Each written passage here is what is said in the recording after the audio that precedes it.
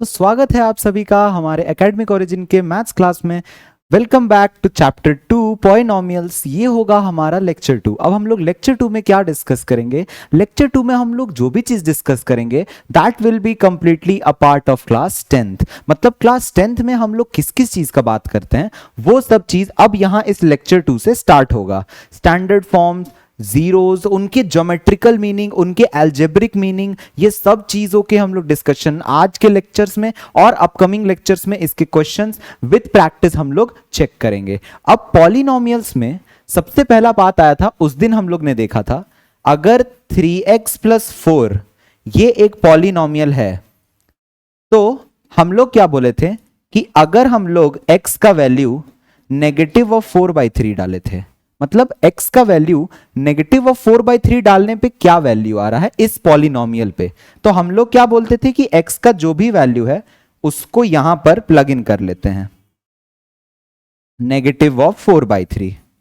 तो ये वैल्यू यहां डालते ही और ये वैल्यू आरएचएस साइड में डालते ही हम लोग के पास कुछ ऐसा नंबर्स देखने को मिलता था। 3 और 3 -4 + 4 विल गिव अस 0। इसका मतलब हम लोग बोलते थे कि -4/3 एक जीरो है, is a zero of px। हम लोग का जो भी गिवन पॉलिनोमियल है, इस पॉलिनोमियल की वैल्यू जीरो किस x पर होती है, कौन से x पर इस पॉलिनोमियल का वैल्यू जीरो हो रहा है, तो वो इस x पर हो रहा है। x का वैल्यू -4/3 लेने पे हम लोग को दिखाई दे रहा है कि ये पॉलिनोमियल का वैल्यू जीरो हो रहा है। अब अगर पॉलिनोमियल का वैल्यू जीरो किसी भी गिवन x पे होता है तो उस गिवन x को क्या कहते हैं? एक जीरो बोलते हैं। px का जो भी चीज है उसी चीज का एक गिवन जीरो कहा जाता है। बट ये ध्यान से देखा जाए तो ये कितने डिग्री का पॉलिनोमियल है? इसकी डिग्री 1 है। अब डिग्री हम लोग कैसे डिफाइन करते थे? डिग्री डिफाइन करने के लिए हम लोग जो भी वेरिएबल क्वांटिटी है, इस पूरे पॉलिनोमियल में वेरिएबल क्वांटिटी ये x है, क्योंकि वैल्यू पॉलिनोमियल का चेंज कब होगा? जब ये वैल्यू में अलग अलग x के वैल्यूज आएंगे। तो x जो यहां पर वेरिएबल क्वांटिटी है उसका हाईएस्ट पावर कितना दिखाई दे रहा है? 1। तो डिग्री कितना हो जाएगा? 1। तो अब हमेशा यहां डिग्री 1 होने पे ये वैल्यूज भी डिफरेंट डिफरेंट होंगी, बट क्या 2 वैल्यूज हो सकती है, क्या 3 वैल्यूज हो सकती हैं, क्या 4 वैल्यूज हो सकती है? ये भी हमने डिस्कशन किया था लास्ट क्लास, जिसमें हमने एक लीनियर, एक डिग्री 2 का पॉलिनोमियल और एक डिग्री 3 का पॉलिनोमियल भी देखा था, जिसमें डिग्री 2 के पॉलिनोमियल में 2 जीरोज आए थे।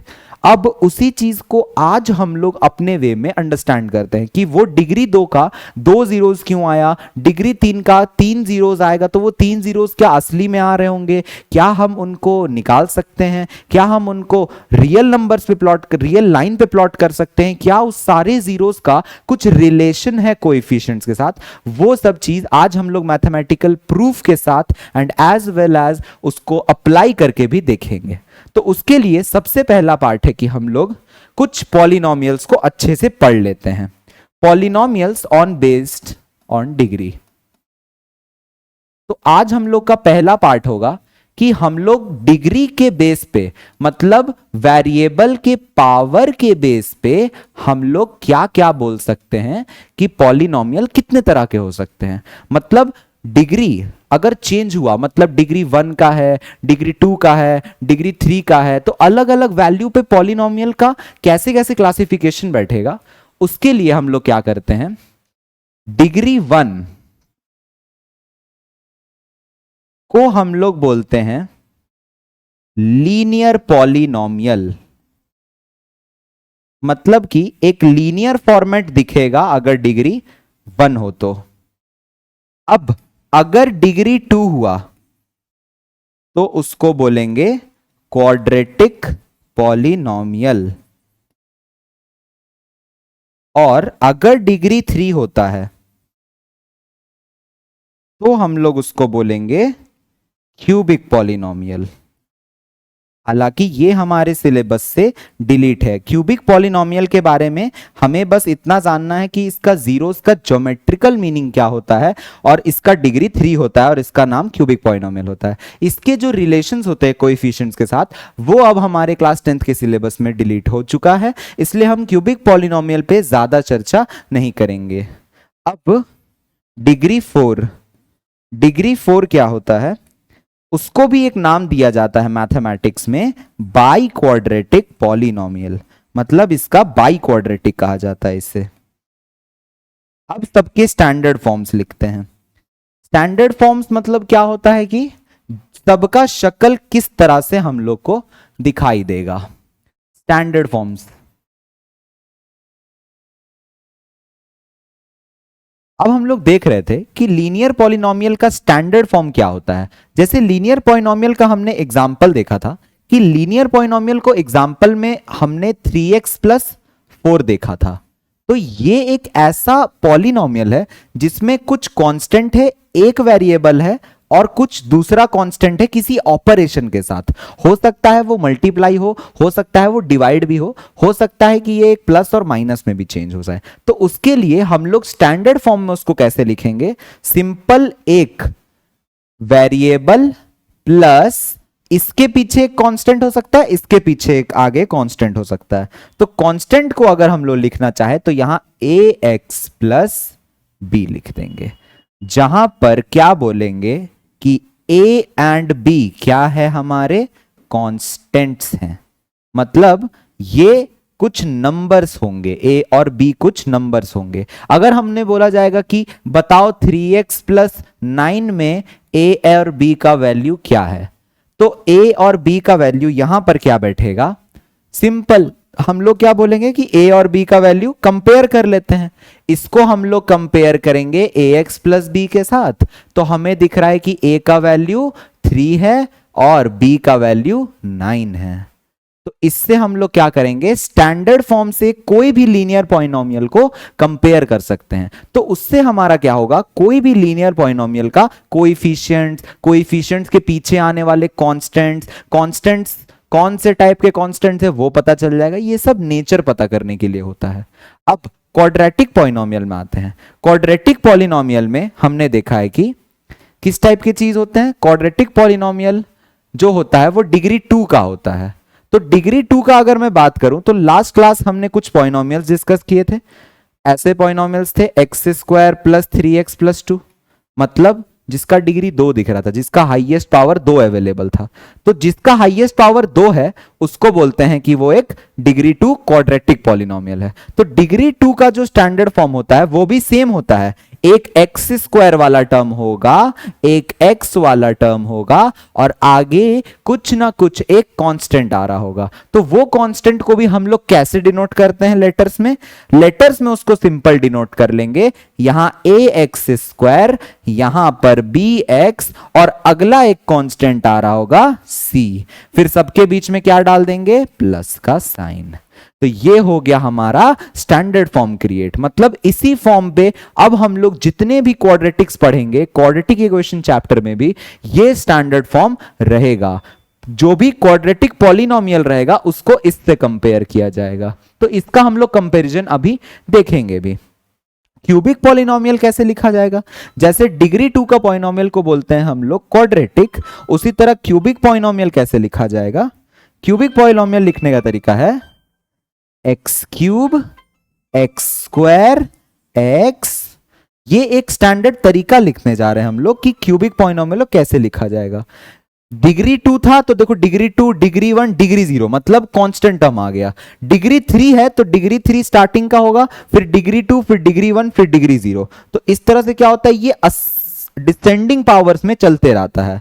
ये x का जो भी पावर्स होता है वो डिसेंडिंग ऑर्डर में चलते जा रहे हैं, मतलब 3, 2, 1, 0 इस तरह से चीज बढ़ते जा रहे हैं। अब इसमें हम लोग क्या करेंगे, जैसे ये कंपेयर करने के बाद हम लोग कोएफिशिएंट्स डाल देंगे। सबसे पहला लेटर a, फिर b, फिर c और अब d आ जाएगा और सबके बीच में प्लस का साइन। तो इस तरह से क्या हो गया, ये एक बन गया क्यूबिक पॉलिनोमियल का स्टैंडर्ड फॉर्म, मतलब हर क्यूबिक पॉलिनोमियल हम लोग को कैसे एक्सप्रेशंस में दिखेगा, हम लोग को वो हमेशा दिखाई देगा ax cube plus B X square plus C X plus D के टाइप में दिखाई देगा। अब जब ये पॉलिनोमियल्स हम लोग को क्वेश्चंस में दिखेंगे तो हम लोग इनको कंपेयर करना इसी फॉर्मेट से सीखेंगे। Standard form will be the base to compare all the form of equations which we will see in polynomials. तो जो भी पॉलिनोमियल में हमारे पास इक्वेशंस आएंगे उन इक्वेशंस को कंपेयर करने के लिए स्टैंडर्ड फॉर्म जरूर यूज करना है। अब बाई क्वाड्रेटिक का फॉर्मेट क्या होता है, सिंपल लिखने का कोशिश करते हैं। बाई क्वाड्रेटिक मतलब डिग्री 4, और डिग्री 4 को हम लोग स्टार्ट कैसे करेंगे, डिग्री 4 को हम लोग x की पावर 4, फिर आएगा इसका नीचे का 4 - 1 3, फिर x स्क्वायर आएगा, फिर x आएगा, और अब यहां कांस्टेंट टर्म आने वाला है। फिर इसको हम लोग लिखेंगे कांस्टेंट्स पे, तो कांस्टेंट पहला a, दूसरा b, तीसरा c, चौथा d, और लास्ट में भी कुछ कांस्टेंट आ रहा होगा प्लस में e, और बाकी सभी के बीच में प्लस साइन। तो ये हो गया स्टैंडर्ड फॉर्म्स का टेबल क्रिएट।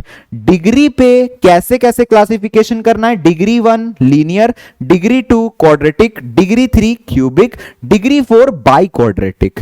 अब डिग्री 1 लीनियर का standard form ax plus B है, डिग्री 2 क्यूबिक क्वाड्रेटिक का ax square plus bx plus c होता है, और डिग्री 3 क्यूबिक का ax cube plus bx square plus cx plus d होता है।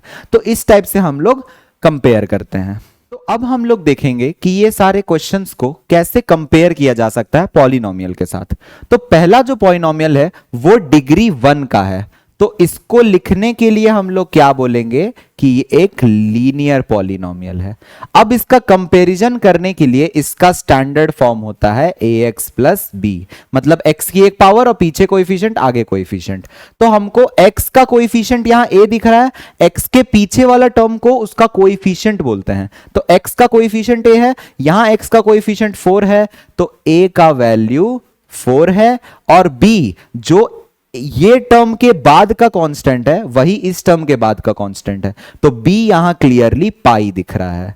अब पाई भी एक कांस्टेंट है, वेरिएबल नहीं है, मतलब पाई का वैल्यू जो होता है 22/7 नहीं होता है, पाई का वैल्यू 3.14 होता है। 22/7 is nearly equal to pi, but pi का एक्चुअल वैल्यू जो होता है वो 3.1428 and it's non terminating and an irrational number है। तो पाई भी यहां एक कांस्टेंट की तरह ट्रीट होगा जिसका वैल्यू किसी वेरिएबल पे डिपेंड नहीं करेगा।